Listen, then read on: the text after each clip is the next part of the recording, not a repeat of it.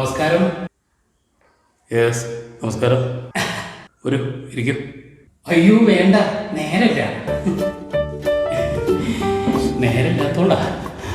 പിന്നെ ഞാൻ വന്ന കാര്യം അറിയാലോ അല്ലേ? പറഞ്ഞില്ല, അതുകൊണ്ട് പറഞ്ഞില്ല. ഇപ്രാവശ്യം ഇലക്ഷനിൽ ഞാൻ മത്സരിക്കുന്ന കാര്യം അറിഞ്ഞില്ലേ? അറിഞ്ഞു. ദാ ഇപ്പോ മതി, അത് മതി. അപ്പം ഞാൻ കൂടുതലൊന്നും പറയണ്ടല്ലോ. കൂടുതലൊന്നും പറയണ്ട, പറയണത് കൂടാൻ ഞാൻ മതി. എനിക്ക് പറയാനുള്ളത് എൻ്റെ ഭരണ പരിഷ്കാരങ്ങളെക്കുറിച്ചാണ്. അതൊക്കെ ജയിച്ചിട്ട് പോരെ? പോരാ, എന്തിനും ഒരു മുൻധാരണ വേണം. ഓ, കാഴ്ചപ്പാട്. അതെ അതെ അതെ അതെ, കാഴ്ചപ്പാട്. പക്ഷെ ഭയങ്കര കഷ്ടപ്പാടാ ഈ നാട് നന്നാക്കിയെടുക്കാൻ. എന്നാലും ശ്രമിക്കാം. അല്ല, ഈ ജയിക്കണമെങ്കിൽ നല്ല വോട്ട് കിട്ടണ്ടേ? കിട്ടും. താങ്കളുടെ വോട്ട് നല്ല വോട്ടല്ലേ? അല്ലേ? ഈ വോട്ട് നല്ലതല്ലേ? അതെ. ആ ഒരു നല്ല വോട്ട് എനിക്ക് തന്ന എന്താ കുഴപ്പം? എന്താ കുഴപ്പം? ഒരു കുഴപ്പമില്ല. ആ ഒരൊറ്റ വോട്ടിനായിരിക്കും ഞാൻ ജയിക്കുക. അല്ല, അപ്പോൾ നിങ്ങളുടെ കെട്ടിയോടെ വോട്ട്?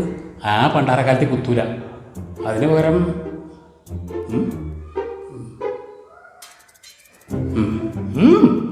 അതും കൂടി കൂട്ടിയാൽ എനിക്കൊരു 2 വോട്ടിൻ്റെ ഭൂരിപക്ഷമായി. ഈ രണ്ടാമത്തേതാ? എൻ്റെ അത് ഞാൻ കൊന്നാലും എനിക്കെന്നെ വോട്ട് ചെയ്യുള്ളൂ. അതങ്ങനെ തന്നെ വേണം. അതാണ് കടപ്പാട്. അല്ല, നമ്മൾ പറഞ്ഞ ഈ ഭരണപരിഷ്കാരങ്ങളെ കുറിച്ച്. അത് ഞാൻ മറന്നുപോയി. ഈ രാഷ്ട്രീയക്കാരനായി പോയില്ലേ? അത് മറക്കാൻ.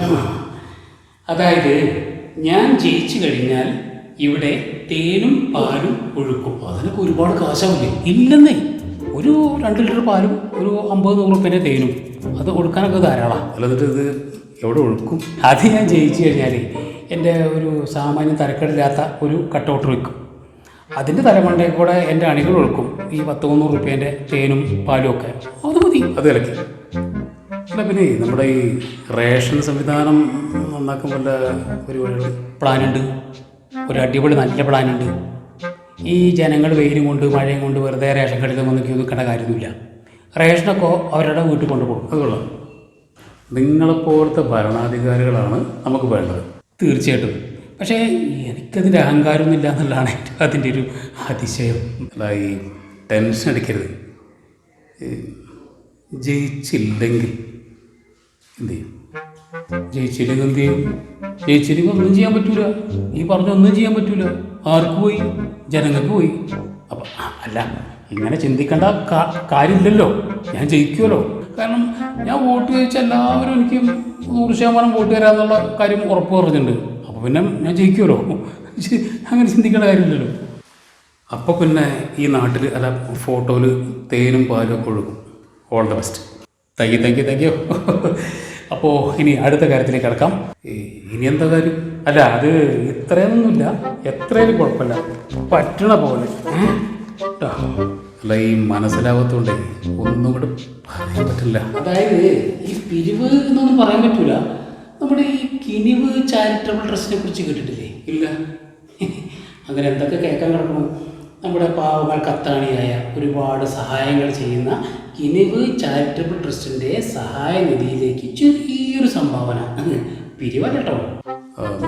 ഇപ്പം കയ്യിലൊന്നുമില്ല, ഞാൻ അയച്ചു തരാം. മതി, എന്നാലും മതി. പക്ഷെ റെസീപ്റ്റ് ഇപ്പോൾ പിടിച്ചോ. ഒരു 500 എഴുതുന്നുണ്ട് കേട്ടോ. അല്ല, ഇത് രണ്ടും കൂടി ഒരു സിങ്കില്ലല്ലോ. സിങ്കില്ലെങ്കിൽ എന്താ? രാഷ്ട്രീയ പ്രവർത്തകൻ്റെ സേവന പ്രവർത്തനം. അതൊരു നല്ല ടൈറ്റിലല്ലേ? ഒരു വെടിക്ക് 2 പക്ഷി അല്ലേ? 3 പക്ഷി. വേറെന്താ? മോളുടെ കല്യാണമാണ് അടുത്ത മാസം 5-ാം തീയതി. എല്ലാവരും നേരത്തെ കാലത്തെ കുടുംബസമേതം വരണം. വരാം. എന്നാലും 3 വരവും കൂടെ ഒറ്റ വരവ് തീർത്തല്ലേ? കള്ളൻ. ചിലവ് മാക്സിമം കുറയ്ക്കുക. That is my policy. അപ്പോൾ വോട്ട് തരണം, കാശ് തരണം, കല്യാണത്തിന് വരണം. Triple okay. 3 തരം. എന്നാൽ ശരി, ഓക്കെ, വരട്ടെ. ഓക്കെ. വന്നോ. ഓക്കെ.